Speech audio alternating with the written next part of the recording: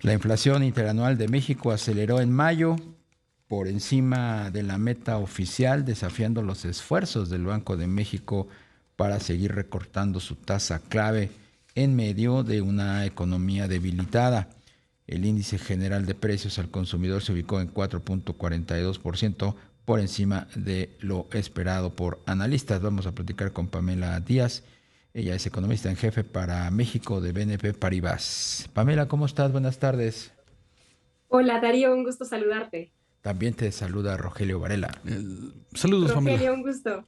Pues la inflación no se puede controlar a pesar de estos programas que buscan pues contener el precio de la canasta básica.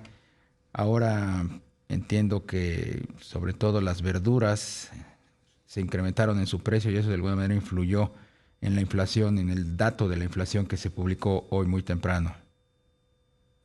Sí, así es. De hecho, mucho de lo que está explicando el comportamiento de la inflación durante mayo está relacionado con el componente agropecuario, en particular, de hecho, el precio del pollo. Básicamente, la lectura de inflación mensual estuvo en 0.28% y de este 0.28%, dos terceras partes son explicadas solamente por el precio del pollo.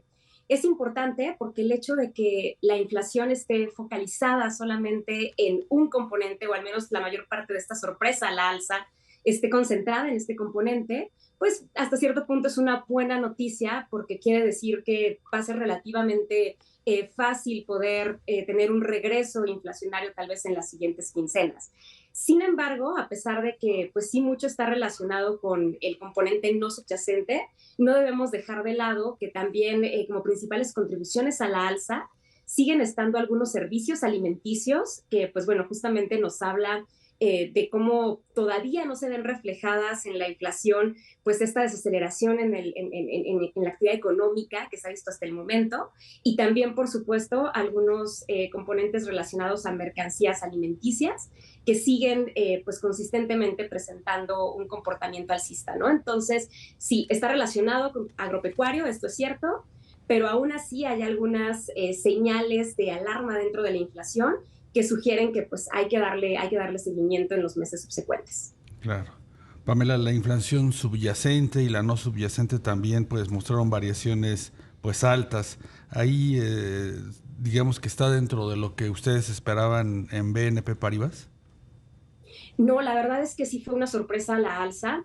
De hecho, para un mes de mayo, generalmente la lectura de inflación suele ser deflacionaria. Entonces, no solamente estamos en un rango alto de variación para la inflación, sino que pues este punto que tuvimos en mayo, de hecho, sobrepasa justamente el intervalo que tenemos de confianza para una lectura de mayo. A pesar de que la lectura sobrepasó nuestras expectativas, algo que sí es importante es que consideramos que va a ser una lectura transitoria en el sentido de que sí estamos asumiendo que esté la inflación por encima de 4% también durante junio y a partir de ahí comience a retomar su trayectoria descendente, ¿no? Entonces, sí fue por encima de lo esperado, sin embargo, seguimos esperando que haya un regreso en los siguientes meses. ¿Crees que esta tendencia se mantenga a lo largo del año? ¿Con qué nivel de inflación estiman ustedes en Paribas que cerraremos 2025? Nosotros tenemos una expectativa de 3.8% para la inflación general de cierre de año y de 4% para la inflación subyacente. Aquí es importante señalar que sí estamos esperando que haya, digamos, que cierta persistencia en la inflación, que esta trayectoria descendente de alguna manera pues sea lenta. Sin embargo, sí consideramos que pues la trayectoria de la inflación va a seguir a la baja y pues no necesariamente vamos a ver un regreso de precios a los niveles que teníamos hace 2 años. También creo que es importante señalar que nos falta ver cómo dos factores importantísimos comienzan a jugar dentro del terreno inflacionario en México. Estos factores son, por un lado, cómo justamente la desaceleración en la actividad económica se va a trasladar en menores precios de servicios en particular, o al menos eso es lo que la teoría nos marca, y por otra parte, cómo es que el entorno arancelario, no nada más pensando en aranceles específicos para México, sino en general cómo esta nueva coyuntura arancelaria va a jugar un papel también dentro de la dinámica de precios en México, ¿no? Entonces, creo que sigue siendo un entorno incierto para la inflación y nos falta ver cómo estos dos elementos juegan en la arena del proceso desinflacionario en México. Claro. Y estos dos elementos que nos mencionas, Pamela, podrían alterar pues el desempeño, las expectativas de tasas de interés para Banco de México, que por lo pronto hace unos días todavía era de que bajaran un poco más. Nosotros consideramos que para la siguiente reunión de política monetaria al menos, sí vamos a tener un corte de 50 puntos base, pero a la vez consideramos que justamente estas últimas sorpresas a la alza que hemos visto en inflación sí van a llevar a un ajuste que implique un retraso en la trayectoria de convergencia de Banco de México.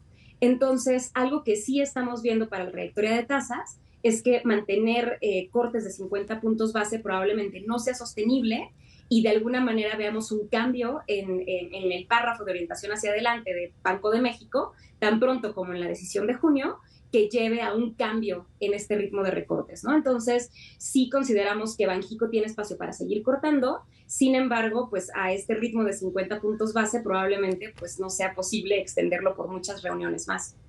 Junio seguro que sí es un ajuste de 50 puntos base, pero ¿cuántas reuniones de política monetaria le restan al año?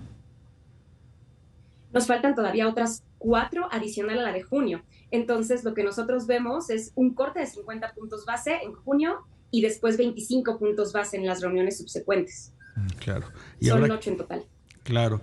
Y habrá que estar atentos, Pamela, al lenguaje, a las señales que pueda enviar Banco de México pues a los agentes económicos, ¿verdad? ¿Por dónde podría ir desde su punto de vista la inflación? Claro, y justamente hay 2 señales que creo que podemos ver en este comunicado de junio. Por un lado, recordemos que en la línea de Forward Guidance, Banco de México mencionaba que iba a evaluar cortes de la misma magnitud en las decisiones subsecuentes. Entonces, una posibilidad es justamente el ya no comprometerse con un corte de determinada magnitud, quitar esta referencia a la magnitud del corte. Esa es una. Y la otra son los ajustes, no solamente en los estimados de corto plazo, sino en la expectativa de convergencia inflacionaria, que eso es algo que vemos que va a pasar en la decisión de agosto.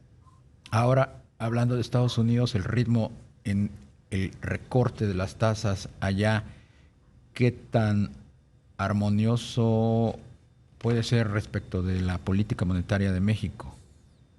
Esto es un gran punto porque hasta el momento la política monetaria en México ha corrido con cierta independencia de la Fed. De hecho, nosotros estamos trabajando con un escenario base en el que la Fed no corta su tasa de referencia este año y solamente retoma su ciclo de cortes hasta 2026, 100 puntos base a lo largo del año. Sin embargo, conforme más se está apretando este spread con la Fed, la política monetaria o la estancia de política monetaria relativa comienza a cobrar relevancia y ya sencillamente no va a ser posible obviar que este spread es más pequeño. ¿Hasta qué punto? Probablemente hasta que veamos una reacción también del tipo de cambio relacionada a este apretamiento en el spread de ambas tasas. Es algo que no ha pasado por el momento, pero no quiere decir que no vaya a ser un factor que también va a tener un peso importante en la función de respuesta durante las últimas reuniones de política monetaria del año. Claro. Pamela, entonces, ¿se podría decir que tendríamos que estar tranquilos con este dato que se conoció hoy de inflación? ¿No es tan preocupante como parecería por la magnitud del rebote?